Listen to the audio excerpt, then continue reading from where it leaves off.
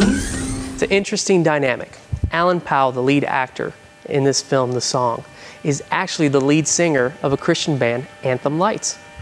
The studio, City on a Hill, they hit a home run casting him, as this was almost his real life. So the lead character, whose name is Jed King, is a struggling artist who is trying to escape his legendary father's long shadow. Well, he finally makes it on his own, and then what hits him smack in the face is the reality of touring life and how his integrity and his marriage are on the line. It's all inspired from a book in the Bible, the Song of Solomon. This film, The Song, is being called one of the sexiest Christian movies ever made. We sat down at the hometown premiere with Caitlin and Alan and talked about their debut performances in this movie. I think it depends on the scene, really. I think for me, as far as difficulty, it's how far do you have to travel from where you are to where the character needs to be is what makes it really difficult. And again, I credit Richie and the team just for helping me get as close to where I needed to be before we rolled the camera, every time. So I woke up in the morning, and if it was a hard day, if you will, for Jed, then I'm not a good enough actor to just kind of walk in, be talking to everybody, hanging out, and then they say action, and then I'm all of a sudden devastated or whatnot. So I'd wake up in the morning and kind of have to go ahead and begin that process of wherever Jed was supposed to be when they said action for the first time, just to kind of get myself there emotionally leading up to it. So kind of walk in, and a lot of times I'd have a lot of hair and makeup stuff to do before we would roll. So say, hey guys, I'm not trying to be a jerk today, but probably won't be talking and joking and whatnot. So I love you all, give hugs, and then go into my place. And if you've seen the film, there were a lot of those days. Jed went through a lot of stuff. So hard is a weird word to use to me because it's just such a privilege. I just enjoy it so much. But there's a lot of times where you have to stretch yourself emotionally, or I think more accurately, like dig deeper than maybe you want to, and allow yourself to be feeling things that either you don't really like to feel or felt before but don't want to again. But all for the sake of the story, which I think we all believe in. So. Yeah, well, this was my first film.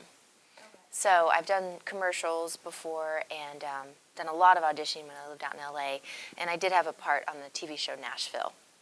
A lot of it didn't make it, unfortunately, but it was a great, because that was in March of the same year we did the movie in the fall.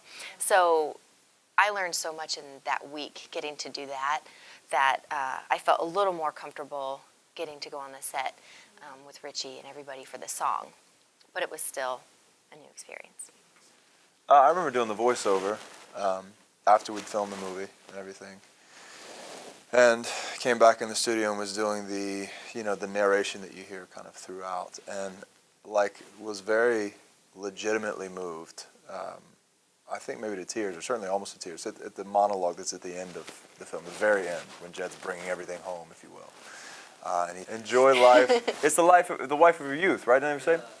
Enjoy life with the wife of your youth. It's not it, but it's something like that. All the days of your life, and obey God, essentially. And I was just really moved, as we were doing that, because obviously being very familiar with the film and whatnot, that this guy who goes through all this stuff, puts himself through all of this stuff, at the end of the day lands in this place. It says, guys, this is really simple. Just enjoy life with the wife of your youth, and obey God. It's just not a complicated thing. We make it complicated, but it's pretty simple. So I've always been really moved by that part. And for me, with Richie's writing, like Alan said, going to work on this film was not hard. Even if we had 12 to 16-hour days, it's not hard. It was amazing and such an opportunity, and we're forever grateful, I know. I know for me, so Richie's writing, it was so easy to put into your character's words to perform it. There wasn't ever a line where it was just like, oh, how am I going to pull this off? It was all such good writing that was amazing. I think for me, I really enjoyed the day that I showed up at their farmhouse, because I was really fighting for, my character was really fighting for Jed to actually show up there. I know it's not a profound moment for Shelby or the movie. I just really enjoyed that day. I thought it was brilliant on Richie's part. It was just so well done. The first day that I came up for pre-production to kind of meet more people and just start on hair, wardrobe, makeup ideas, tattoo ideas, and just driving, and I saw Shelbyville, and I was like, I need that for a tattoo. And so that was one of my tattoos. And I think I would say another line that I really loved was our scene, which was filmed here, our scene in the hotel hallway. I just thought I loved that interaction and that dialogue because I think it gave Shelby a moment to kind of talk about her in a real way and not be putting on a show. It was a real intimate moment for Shelby with Jed, and I love that scene. Good point. All right, guys, don't forget to check us out online, therevolutiontv.com. There you're going to find full episodes, links to our Facebook. Reach out to us. You're not alone, therevolutiontv.com. While there, you could also check out how to become a monthly partner and help us. We could use your financial support. We actually are now in the process of building our first permanent studio. It's going to help us create new projects and reach further out into this world. TheRevolutionTV.com. We've been talking with the lead actors from the movie The Song, which was filmed in my hometown. The movie is about a struggling artist who tries to escape his legendary father's long shadow in the music industry, and he finds himself running head on into the realities of touring life and how that totally wrecked his marriage and put his integrity on the line.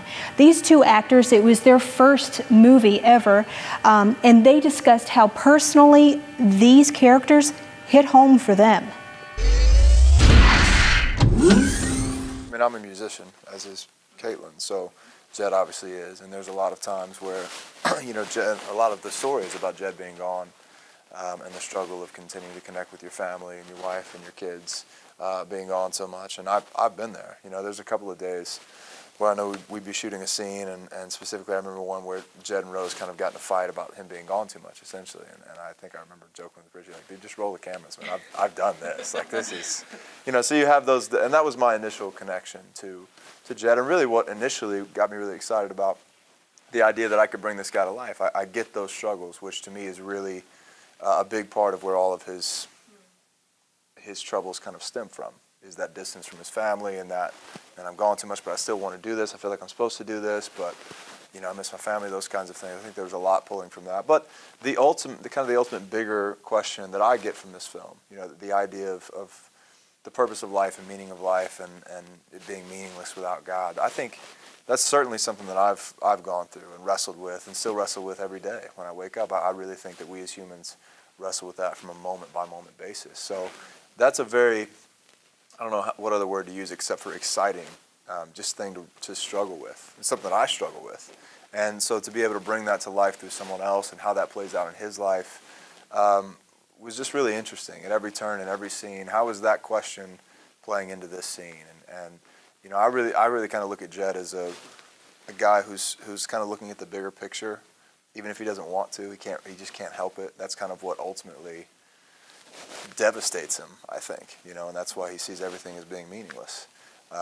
So for me to kind of find that question and that answer in every scene was really interesting, and something that I kind of do in my own life as well. So I felt like there was a pretty strong connection there. But you also don't want to just put yourself on screen. You want to bring something new and do something different. So that's kind of all the balance of acting versus being yourself, I guess, which is part of why I love it. I know in the film, and Shelby as a character did make a lot of mistakes, made wrong choices, but like you were asking about, what did we bring, what was hard, and for me, there was a lot of Shelby that was so hard to bring to the table, because for someone to be how she was, Richie and I had talked, and I brought a ton of backstory to her character, because I can only imagine that's why she would get all the tattoos and choose her life, and drugs and an excessive amount of alcohol and things of that nature is not something that is in my life. And so I had a huge backstory for her, and but over time, I defend Shelby. I have so much empathy and compassion for her instead of this judgment of like, she messed up, because she did, but it's like there's a redemptive side of her. And it's so funny because I think there's so much of me, Caitlin, that is a part of Shelby. That it's stepping on stage to be her and perform, piece of cake, not felt more comfortable. I loved it. It's like Shelby's the kind of artist I would love to be able to be in real life. And so, like, I've played with rockabilly bands where I stand up on the big bass. So I've done that in real life. So I did get to bring a lot of her, or bring a lot of me to her. It was hard, like Alan was saying. Like, for me, I'm very optimistic and just a positive person. I kind of just wake up happy most days. And those days that were hard, it really was, I did not want to crack a smile before I had to go say a line. Sometimes, you know, because I wanted to try to dive into that depth of sadness and that self-loathing. So, what I really like about this movie and this script and this story is that, at least in my opinion, you can see it however you want to see it, but it's not just like Jed screwed up and we're going to watch some guy. Like, everybody has their, I guess, yeah, everybody has their reasons for doing what they're doing. Everybody has kind of their part to play in this big mistake, if you will. You know, Jed experiences the Shelby thing, and he comes home, and he says, hey, come with me. Please, this is getting a little crazy. I need you to be out there with me, you know.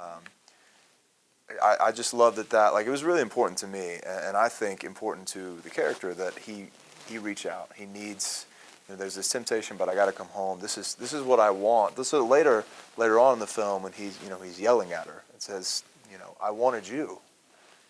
That comes from a real, like, place, and you've actually been able to see that. So he comes home that time. He does it again, you know, later. But I think on Rose's side, and I don't want to speak for Allie, but, you know, kind of having, yeah, here's what she would say. No, I'm kidding. I don't know that. But to me, I was interested in that because she also had her reasons and very, very valid points, I think. You know, to drag a kid out there and take him, like she says, from buses to hotels, what kind of life is that? Like, I've got kids, and they're here at the hotel. You know, I mean, I'm there. I understand that, and I think there's a real validity to that. So I love that every person is coming from their perspective, their point of view, and trying to just do the best they can in this given situation. And I love that it's not just this one guy is at fault, and she's the bad girl, and the wife is just this, you know, perfect, like nothing was. Everybody's playing their role, just as we do in life. I mean, I typically think that everybody has their perspective.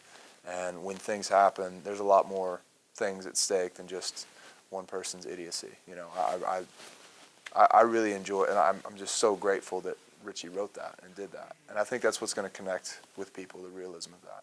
But to answer your question directly, there's a lot going on in that scene. And I think he's crying out and desperately, legitimately wanting his wife to come on the road with him. And if she goes, it's a whole different story. And I think that's what's really interesting, yeah.